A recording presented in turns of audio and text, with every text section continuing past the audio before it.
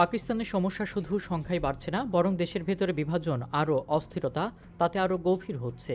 কোথাও বিক্ষোভ, কোথাও বিদ্রোহ, কোথাও আবার চরমপন্থীদের সহিংসতা, সন্ত্রাসবাদ, কেন্দ্র ও প্রদেশের মধ্যে টানাপোড়েন, পানি বণ্টন নিয়ে বিরোধ এবং সরকার ও বিরোধী দলের মধ্যে সংঘাত সব একসঙ্গে ঘটছে।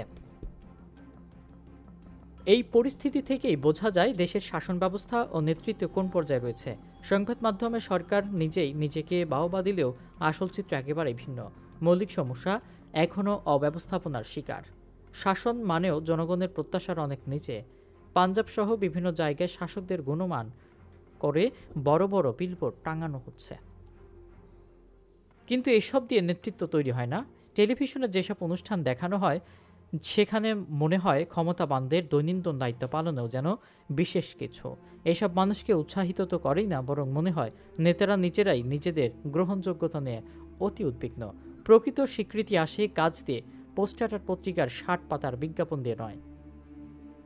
পাকিস্তানের যেসব জটিল সমস্যা এখন সামনে এসেছে, খাপছাড়া এলোমেলোভাবে অর্থনীতি, রাজনীতি আর নিরাপত্তা সংকট সামাল দেওয়ার চেষ্টা কাজেই আসে না, বরং ভবিষ্যৎ নিয়ে জনমনে অনিশ্চয়তা তৈরি করে।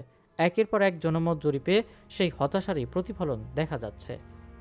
সম্প্রতি ইপস জরিপে দেখা গেছে ৭০% মানুষ মনে করে দেশ ভুল পথে হাঁটছে। পাকিস্তানের ইতিহাসের আগেও নেতৃত্বহীন সময় এসেছে।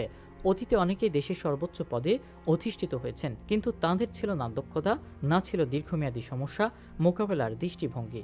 ক্ষমতা হাতে পেলেই যে নেতৃত্ব প্রতিষ্ঠিত হয় তা নয়। এ কারণে দেশে শুধু শাসন হয়েছে, শাসন ব্যবস্থা গড়ে ওঠেনি। রাজনীতি হয়েছে ক্ষমতার খেলা, জনস্বার্থ নয়। কিন্তু এখন সমস্যাগুলো এতটাই জটিল যে নেতৃত্ব শূন্যতা আজ ভয়াবহতায় স্পষ্ট। তাহলে কেমন নেতৃত্ব চাই পাকিস্তানের? কাকে বলবো দক্ষ নেতা? আর কি গুণ থাকা দরকার একজন কার্যকর নেতার মধ্যে? সবার আগে প্রয়োজন এমন এক দৃষ্টিভঙ্গির যা শুধু বর্তমান নয়, ভবিষ্যৎ নিয়েও পথ দেখায় এবং আশার সঞ্চার ঘটায়। সেই স্বপ্নকে বাস্তব করার পরিকল্পনা থাকা উচিত। একজন নেতা কেবল কথা বলেই থেমে যাবেন না, তিনি জাতির মধ্যে ঐক্যমত গড়ে তুলবেন, মানুষের ভরসা অর্জন করবেন আর রূপান্তরের পথে সাহসিকতার সঙ্গে অগ্রসর হবেন। নির্বাচনের বৈধতা নিয়ে বিতর্কের কারণেই তাদের প্রতি জনসমর্থন দুর্বল। সিদ্ধান্ত গ্রহণ হয়েছে এলোমেলোভাবে, ভবিষ্যৎ পরিকল্পনার কোনো ছাপ নেই। শাসনের দায়িত্ব পেয়েছে এমন একটি দল যেখানে কিছু দক্ষ পেশাজীবী থাকলেও বেশিরভাগই নির্বাচিত হয়েছে পারিবারিক সম্পর্ক বা রাজনৈতিক আনুগত্যর ভিত্তিতে। পুরনো ব্যর্থতার শৃঙ্খল ছিন্ন করে দেশকে কে নিয়ে যাবেন একটি আশাবাদী ভবিষ্যতের দিকে? প্রশ্ন দেশবাসীর।